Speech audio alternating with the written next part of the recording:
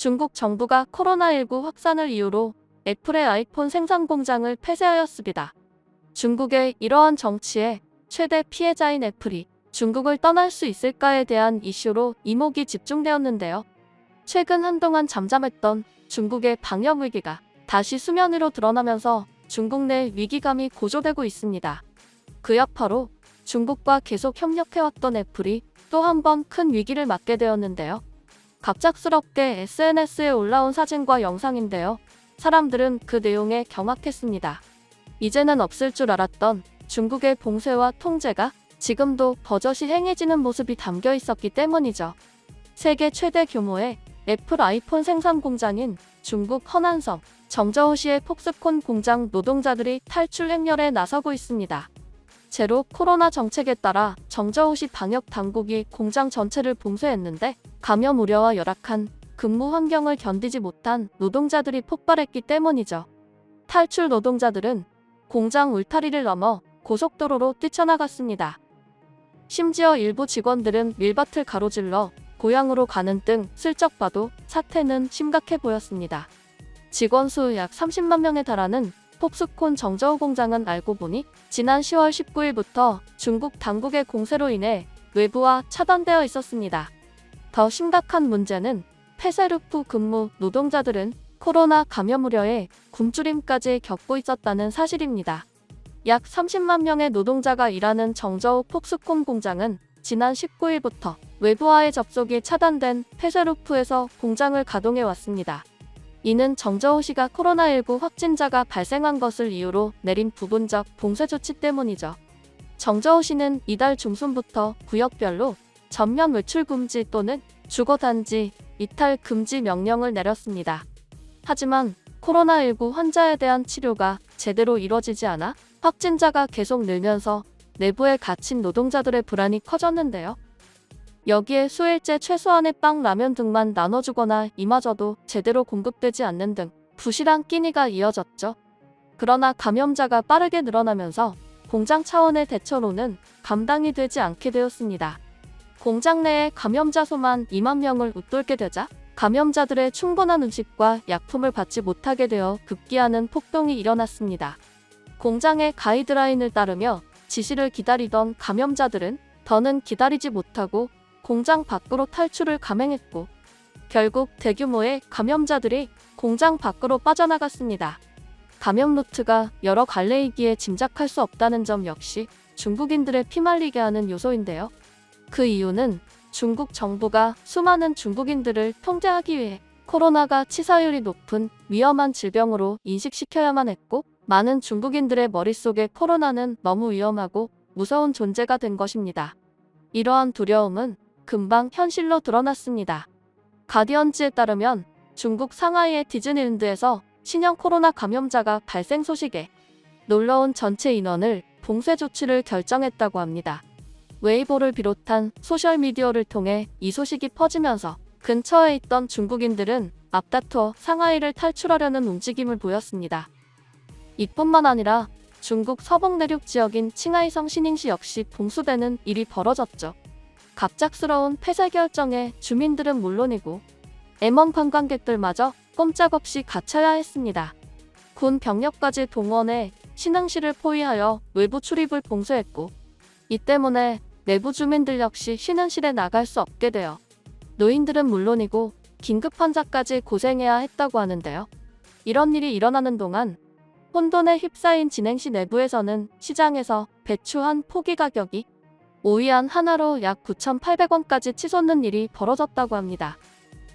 동시다발적으로 벌어진 또 한 번의 코로나 확산으로 인해 시민들은 물론이고 민간 기업들 역시 큰 타격을 입으며 혼란이 끊이질 않고 있는데요. 온 나라가 이런 상태가 되니 시진핑의 사면임을 반대하며 항해 시위를 하거나 전에는 상상도 할 수 없는 정부 비판을 공공연하게 하는 모습을 보이며 중국 전역에서 반발하고 있습니다. 그리고 이러한 중국의 상태에 큰 영향을 받은 기업이 있습니다.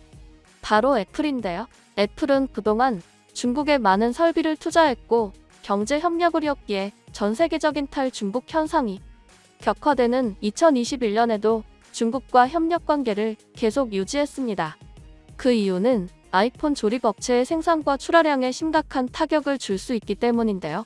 상황이 안정되지 않을 경우 아이폰 14 생산량의 10에서 30%가 단기적으로 영향을 받을 수 있고 신형 아이폰의 약 85%는 정저우에서 만들어진다고 합니다. 결국 중국 의존 성향이 높은 것 또한 애플이 중국 시장을 버리지 못한 이유였습니다.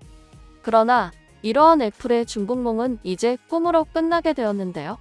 이번 폭스콘 공장에서 근로자들이 대거 이탈하는 사건을 겪게 되면서 아이폰 생산에 마저 차질이 빚어질 전망이기 때문입니다. 폭스콘은 대표적인 아이폰 생산업체로 상당수의 아이폰이 폭스콘 정저우 공장에서 생산됩니다. 사실상 애플의 공급망은 대부분 중국에 근거지를 두고 있다는 말이죠. 세계 최대의 빅테크가 사실상 중국 정부의 제로 코로나 정책 리스크에 그대로 노출되어 있는 셈입니다. 지난 4월 애플의 실적 발표 자리에서 팀 쿡 애플 CEO는 중국에서 생기는 공급망 경록 현상이 다음 분기에 약 80억 달러의 타격을 줄 수 있다고 말했죠. 팀 쿡 CEO는 언론 인터뷰를 통해 최근 안드로이드 스마트폰 이용자가 아이폰으로 전환하는 비율이 높아지고 있다고 말하며 수요 폭증에 따른 공급량 확대를 약속했었는데요.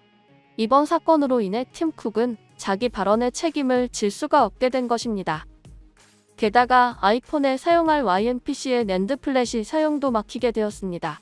중국 IT 공급망을 차단하고 자국의 IT 장벽을 건설하려는 미국의 강력한 제재 때문인데요.